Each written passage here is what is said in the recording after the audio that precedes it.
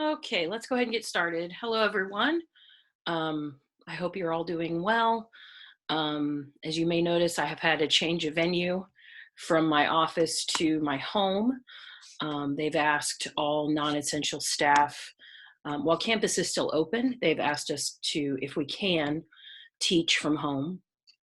Of course, as we are all trying to adhere to the CDC's recommendations, local government, state government, and federal government requesting that we flatten the curve. So I'm trying to do my part. And I hope you all are able to do yours. I know we have some first responders in the group, and so I just want to shout out to you all. Thank you for your service.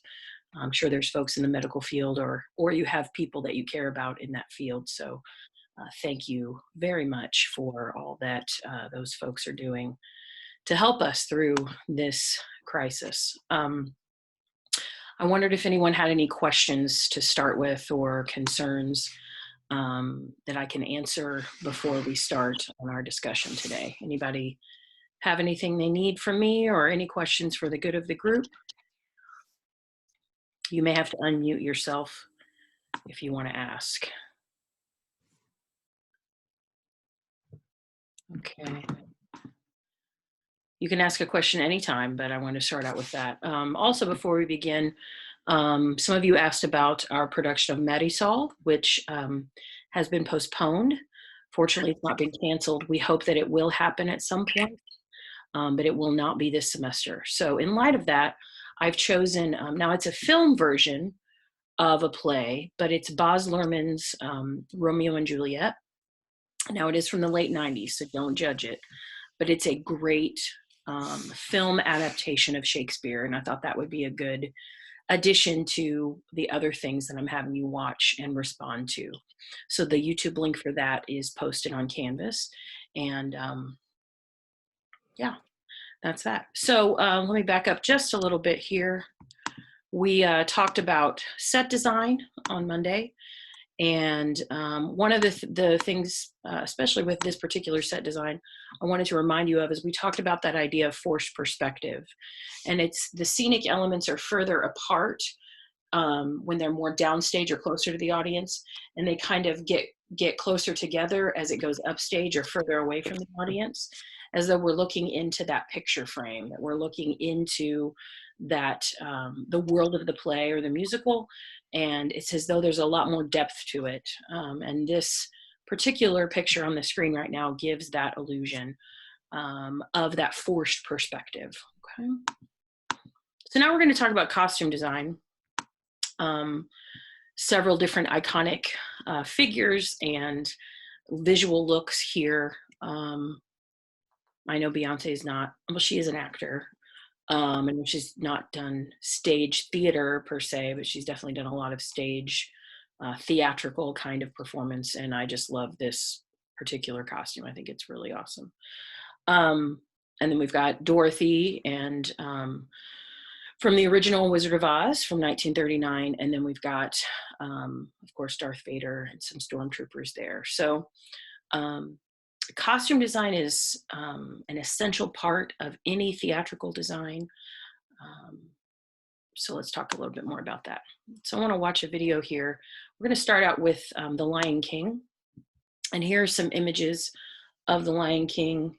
We've got the bottom one here with Simba's birth and, you know, the Circle of Life song. And then we've got, you know, when Simba and Nala are more grown up, right? We've got this look. So this is just about the costume design and the intricacies of what costume design is about.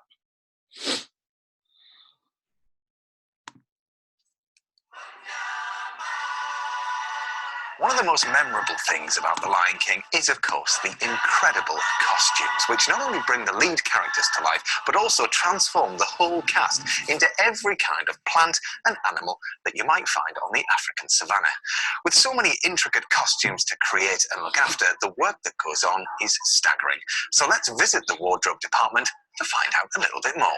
The costumes, and when you look at what Julie designed, have a fundamental idea at play, which is to use natural materials, or to appear like we're using natural materials, to represent the earth and the planet and the savannah itself. but also to use patterns of fabric, like the kente cloth that Zazu's costume is made of, that would be immediately African. Julie spent a lot of time researching all of those sort of elements of tribal design and tribal. You can't see the video. There's a wonderful cohesive quality to all of the costumes. All of the costumes feel like they're from the same group. I take my inspiration as a costume and mask and puppet designer from everywhere. For instance, Mufasa's costume, you look at the picture, this whole collar piece is really Balinese. This is very Maasai. The bottom is very Indonesian. As well as the costumes for the show's principal characters, the work that goes into the ensemble's costumes is just as extensive, and we took a closer look at a few of them. This is a dancing lioness costume that used in the lioness hunt, and it's beaded corset. Just turn around a little bit, patience, we'll see, put your arm up. And we've taken attention to detail all the way around with all the... Some people are having trouble watching the video. Does anyone know more about Zoom than I do that can help guide them? Can anyone see the video? No, I can't see it. I can't see it.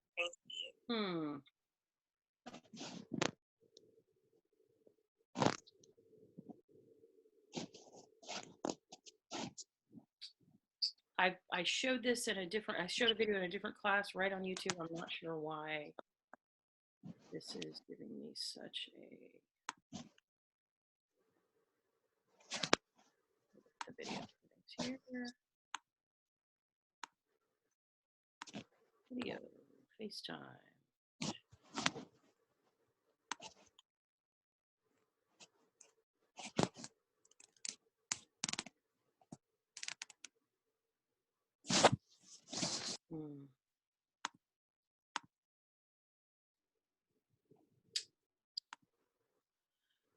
Well, I don't want to stop our progress, so I'll put this video in the, I'll put the YouTube link, I'll post it, okay? So that you all can see it. all the beads, changing color, gently. But we'll go ahead and you can watch that later, okay? So one of the things about The Lion King, that the reason why I choose it is, the thing about theater is it is a handcrafted art form. So there is a whole army of people that work at The Lion King, whether it's on Broadway or on tour, that travel with the show if it's a tour show, that are constantly maintaining the costumes. Everything is hand beaded, everything is hand carved. There's no mass production of this. And that's the same for any show. Now, you may purchase certain items. You know, if you all saw The Wiz last semester, I mean, there were certain costumes that we purchased so they looked uniform. They looked, you know, we had this gold lame hip hop jumpsuits that we used for the Yellow Brick Road that were awesome. So there's definitely certain things like that are purchased. But if a costumer, what we say is building costumes for an entire production, that is all done by hand. And so it's takes a lot of skill. It takes not only for the person who's going to design the costumes, but for their shop staff, people that work in the costume shop that sew and can drape fabric and cut and do all of those things. So it's a really, really intricate job. All right, so move this up here. So costumes in everyday life. So we all wear a costume. We all have sort of these given circumstances of our life, and gender, age, status, occupation, occasion, and then independence or allegiance to certain things. This really goes back to what we talked about with design, which is, you know, some folks will wear Mizzou. You know, I've got my Mizzou Theater t-shirt on today. You know, if you're part of any sort of fraternity or sorority or any team of any kind, any event that you've attended, that is part of your everyday costume. So, you know, there are certain times when I have meetings as a faculty member that I'll wear, you know, maybe a blazer and dress pants, where if I don't have a meeting, I might wear jeans and a nice shirt or something instead. So what happens that day, of course, the things I wear now are not what I wore when I was a college student necessarily, because I'm an old lady, an old crazy theater lady now. So, Obviously, there are certain things for me that identify my gender, and I dress a certain way because I'm female and identify as such. And so we all have those things. So there's always choices that we make about our everyday costumes in life, right? How we want to present ourselves to the world through what we wear. The very same thing happens when we have a character in a show. Let me fix my. Okay, there we go. We have to think about their gender or the gender they're presenting. We have to think about their age, and is an actor playing a character that's the same age they are, that's younger than, or trying to be younger than they are, or is playing older than they are? The status, the quality of the clothing, the kind of clothing can show a lot about status and the socioeconomic level of a character. What they do for a living. If they're a doctor, a medical professional, part of their costume might be some sort of scrubs or white jacket or stethoscope around their neck kind of thing. What if they're going to a formal event? Or what if they're at war? You know, what that character wears is vastly determined by that occasion. And then there are dependence and allegiance. Again, if we have anyone in a show that's, I'm just giving examples to show this sort of all the given circumstances that costume designers really need to consider. If we do have military folks in a show, what branch are they in? You know, what time period? Because, you know, the military uniforms have changed over time. And so, so all of these things, all of these details need to be considered. And it's really important to note that, again, no choice is neutral. If you put some, you know, rich white lady character in a big, you know, oh, let me rewind. This is a better. If we're going to do Legally Blonde, let's say, and Elle Woods is in black and is not in pink, which is her signature color, that's not in line with who that character is. So even the choice of color of a costume is really, really important to telling the story. Okay. So how much do you think about what you wear on a daily basis? And if you guys could unmute and kind of chime in here, it would make things much, much better. It depends what I'm doing. Right. So tell me if you're just going to class, does it matter or not? Or what would cause you to think about what you're going to wear in a different way? What kind of daily or weekly activity would cause you to make a different choice? Well, if I'm going out to public, I definitely care about what I look like. Okay. Definitely like with class and everything. If I want to impress a girl or not. Swear. Okay. If you're going to impress, if you're trying to impress someone, if you want them to find you attractive, right, you would dress a certain way. So what you wear to my class on Monday and Wednesdays, maybe not necessarily what you're going to wear out to the bars on Thursday night, right? Might be different, might not, I don't know. But the point is that we really do think about what we're going to wear. Now, costume designers move the often unconscious activity of getting dressed into the conscious realm to try to communicate particular information to them. So what we sort of do is, okay, I'm looking at my closet, I'm gonna pick this out, I'm gonna pick this out, I'm gonna put it on.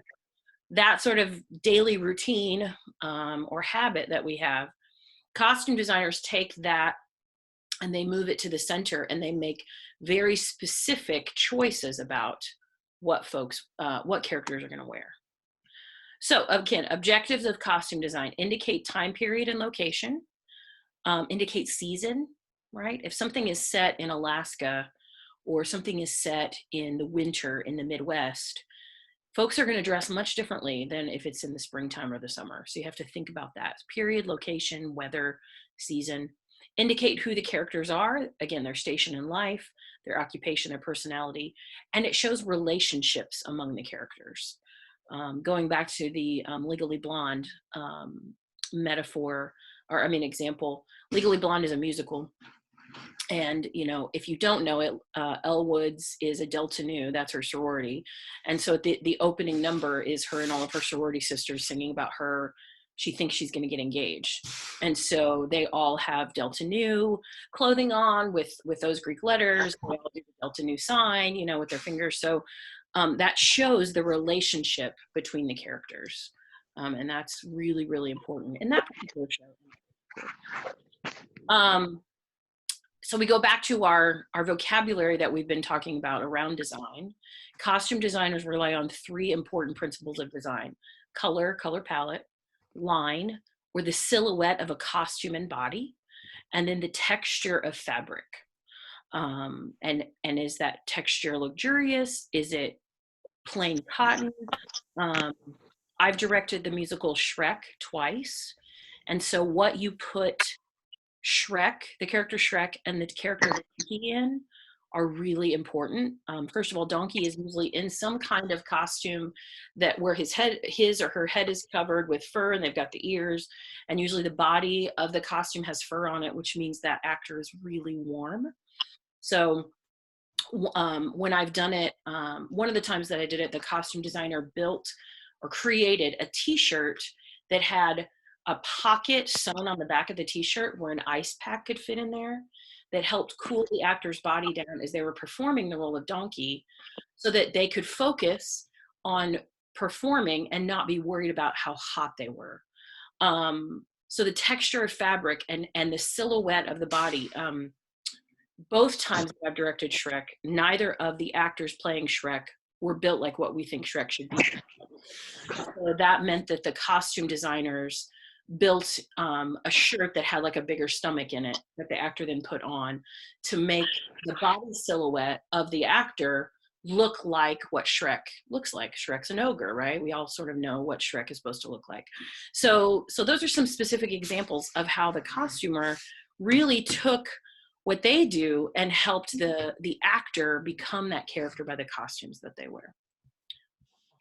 If you guys have a question, just jump in here, okay? Costume renderings, very similar to scene design renderings, are drawings a costume designer uses to communicate to the production team ideas for line, color, fabric choices, embellishments, and character-specific accessories.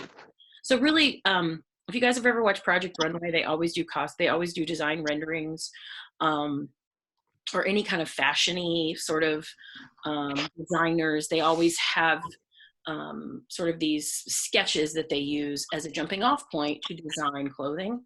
Costume renderings are the same, but they usually have more detail to them.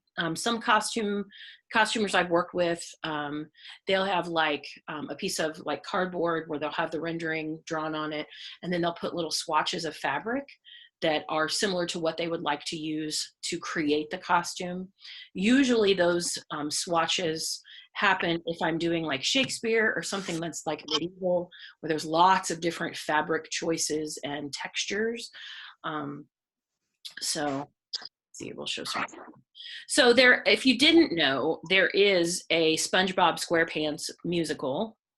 I didn't grow up with like SpongeBob. I know this is shocking, but some people did, and they like love it. It could be a great show. So just FYI, but you can see here's some renderings of the costumes.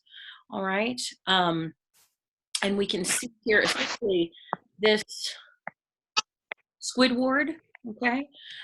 He has a tab, and so I don't know if you can see it, but he's got, you know, the actor has their regular legs, and then there's these other legs. There's another set of legs attached to the back of their legs that has tap shoes on it as well.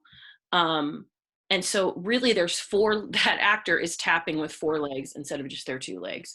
It's really, really interesting. But we see the other, you know, we see the color, we see different textures. We see, especially in this one, we see the accessories of the feet and the hands are the same, and the headdress. So these are just an example of these costume renderings. And so what's important about these is that, you know, theater is not something that you do in a room, typically by yourself. Normally there's not a pandemic happening, so it's collaborative. And you've got production team members, so you've got the scene designer, you've got the costume designer, you've got the choreographer if it's a musical or has dance in it or movement of any kind. Some plays have that as well. The director, the stage manager, the sound designer, those kinds of things, sometimes the music director, and they'll all meet in a room. And what helps is that the costumer will bring these renderings, and the scenic designer will bring their renderings and their model. We looked at some models yesterday, which is a miniature version of the set design. and they'll come in and talk about their vision. And so when they have these renderings, it really helps give a visual representation of what their vision is, to make sure that the work that they're doing works with everyone else's vision. Again, theater, there are some artists that are, sculptors or painters that will sit in a room by themselves and it's a singular vision and they'll enact that. And that's so important. But theater is not that. Theater is collaborative. And so, for example, this pink costume here for this, I have no idea what character that is. But if that, if the set's going to be pink, let's say, and that the scenic designers picked pink for the set, or picked red, let's say, that's a better example.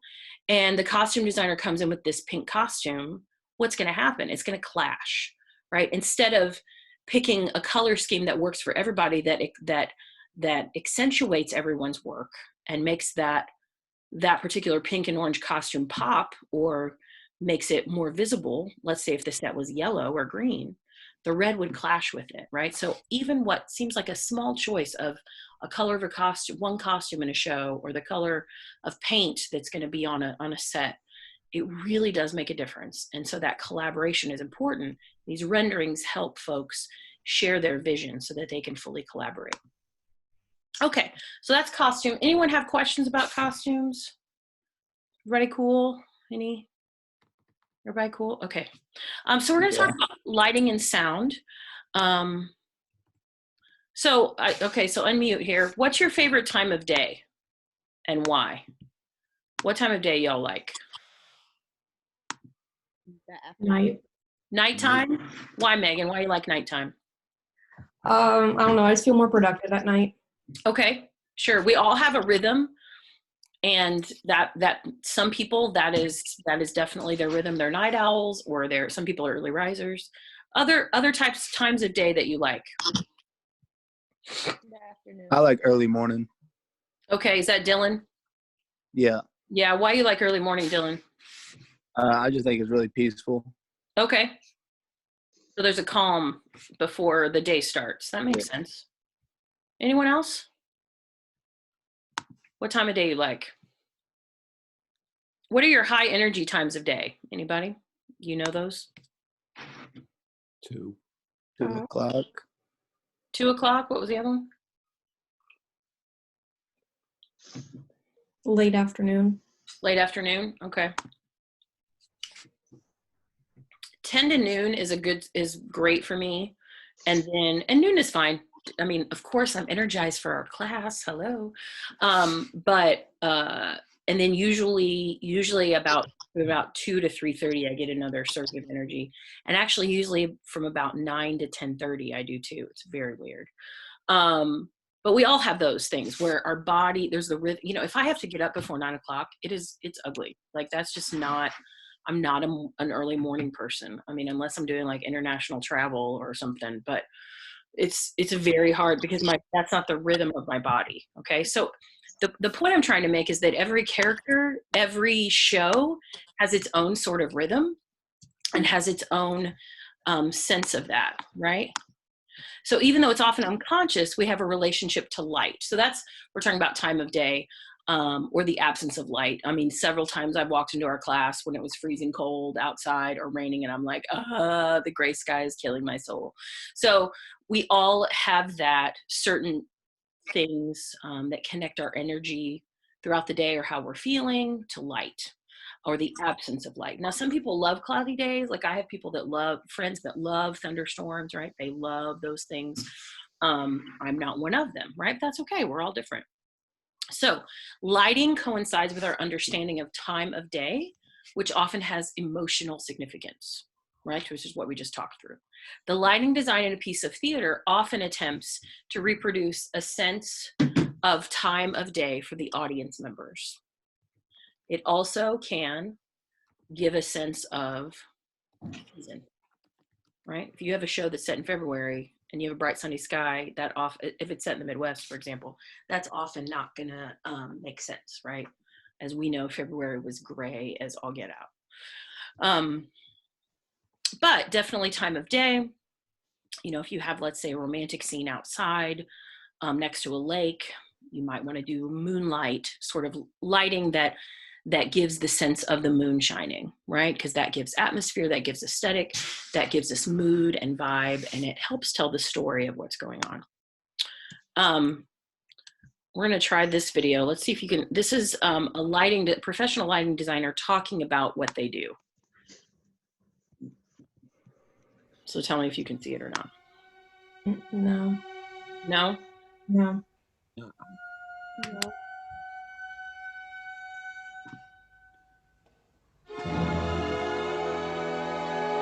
The brilliantly colored sets with deep reds and bright blues are the work of the celebrated British artist David Hockney, who says he tells the story with light. Can you guys see that? No. No, I can see it. Okay, so we'll just skip it. Wait. There it is. I think. You can see it? Yeah. That's my email. Let's see here. You can use it in a way you can't in film or television, because in film or television there's a limit to how red something can be. Okay, I'll share those. Sorry about that. I'm not sure why that's doing that, but I will troubleshoot it and let you know, okay? So here is a set. Can you guys see this? Yeah. Can you see this photo? Okay, great. What do you guys think of this particular photo?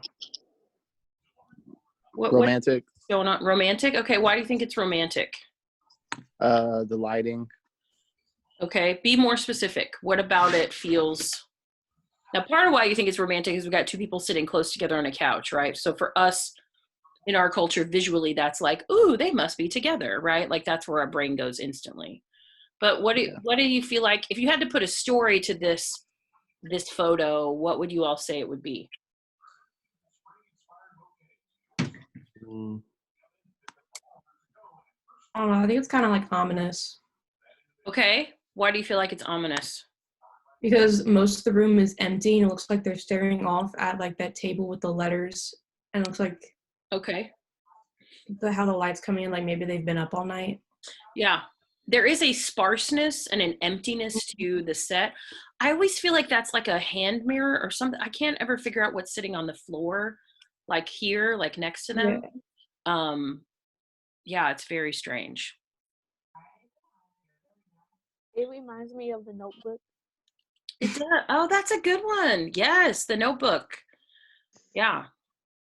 This, for some reason, even though there's light streaming in, for me, it doesn't feel like, I know this is going to sound silly, but happy light.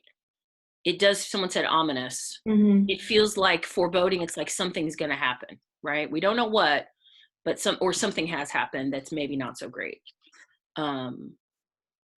Yeah, interesting. So, but the important part of this, I love this photo. I always use it when I teach lighting design, is we know something is happening. And if we had the context of the whole play, we would of course know exactly what was going on. But the visual of that light streaming in and the way that is set up is really a powerful image. Lighting can do a lot, right? Lighting is such an important part. Now, first of all, it gives visibility. Like the stage has to have light so we can see what's going on. But it also can give mood, it can give vibe, it can give texture. And we talk about this idea of design. It gives texture, it gives color. This one in particular is giving line, right? As we see, as we see the light streaming in here, that's definitely giving a line, right? It's giving a silhouette of what's going on, right? Okay, so our earliest thing about lighting design, earliest Western theater took place outdoors. And so there was natural light from the sun. Now you can see electric lights here.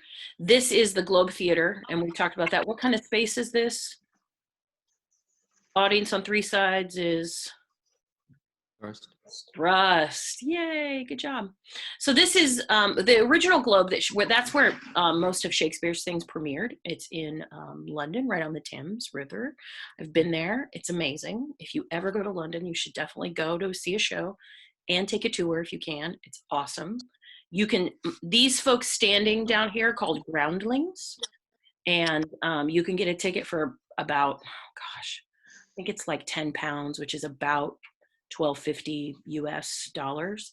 And you can stand there, and then, but you can also buy more expensive seats up here. Anyway, you can see it's an open air space, sort of like what an open air football or baseball stadium would be. One of our modern equivalents, only smaller. And so you see it also mimics this ancient Greek theater setup, right, with the round. Why do you think it's in the round? This doesn't have to do with lighting design, it has to do with something else. Why this rounded shape? Anybody?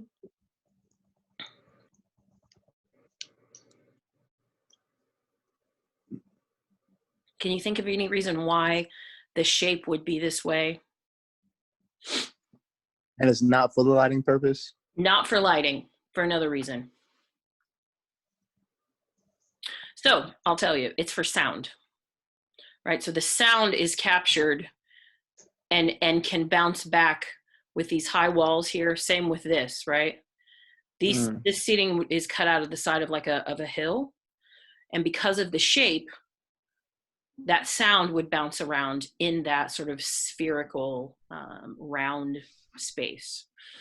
Now in ancient Greece, they would have masks that performers would wear. And inside the masks would be sort of a mini megaphone. The way that the inside of the mask was built, it would help project actors' voices. And there's no microphones, right? Neither in ancient Greece or, Shakespearean England. So Elizabethan England. So there has to be other kinds of mechanisms. So there's mechanisms for sound, it's in the round, and then there's mechanisms for light. They do it during the daytime.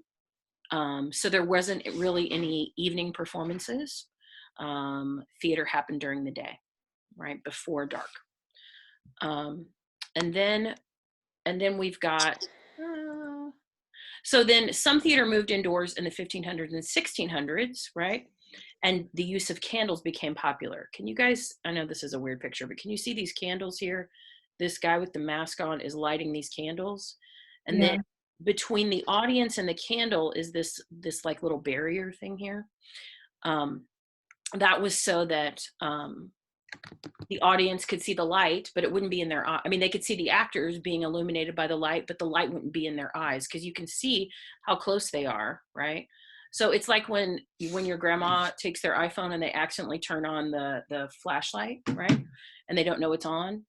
That's what they're trying to prevent here. Is they've got that barrier between the audience and the actors so that, again, the audience sees the actors illuminated as they're looking up, but that light is not right in their eyes. Anyone know what these kind of lights are called?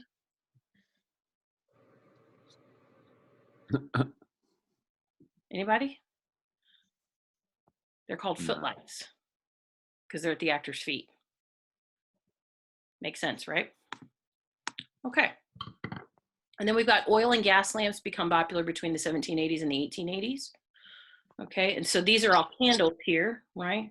Some might have been, there was also some, again, oil lamps. I think that one on the side might be oil.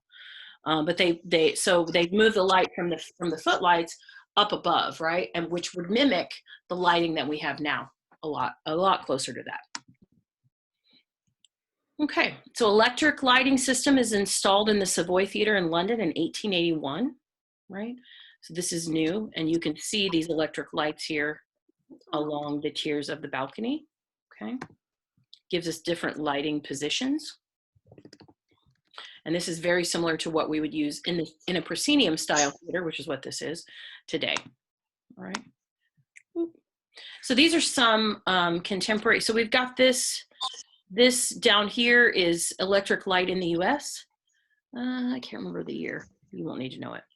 But that's the Metropolitan Opera, okay? And then we've got, these are some spotlights here, right? This is the most recent, one of the most recent versions of lighting. It's called intelligent lighting, which means you, if you were a lighting designer, could program this light to move at different configurations at different times, so that it might, and it can change colors, right?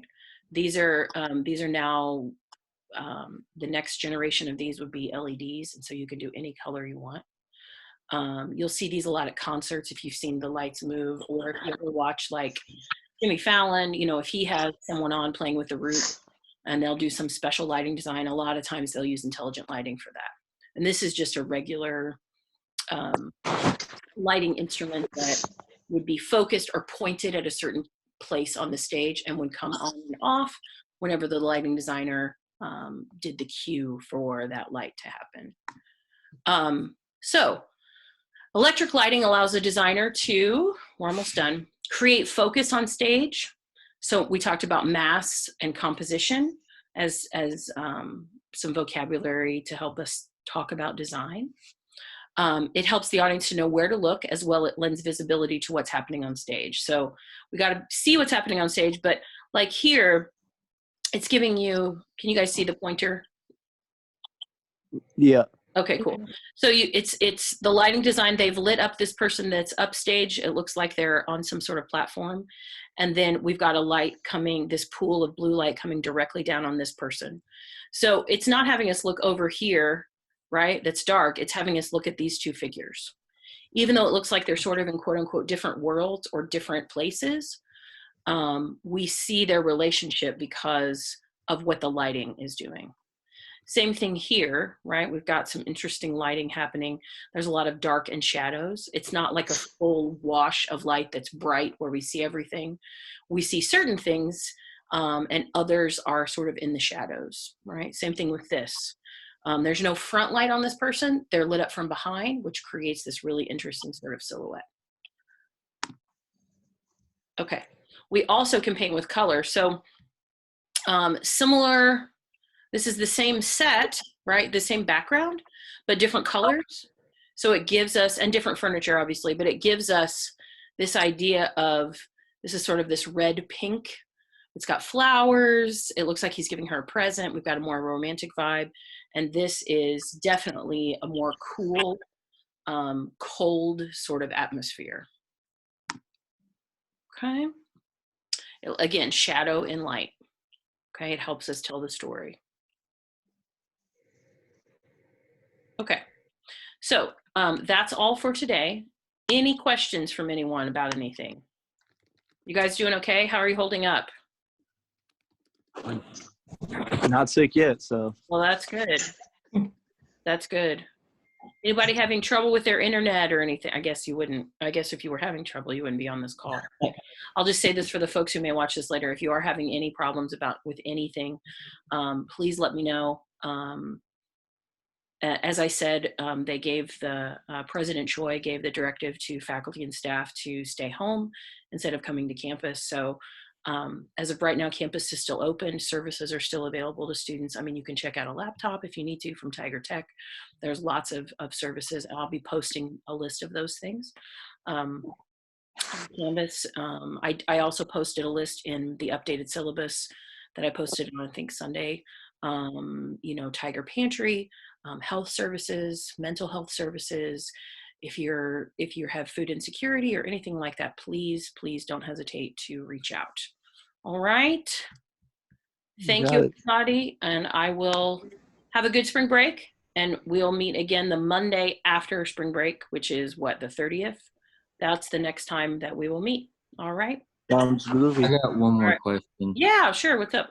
Will you still be giving study guides before the exams? Yes. Okay, thank you. No problem. Thanks, y'all. Have a good one. Bye. Bye. Bye.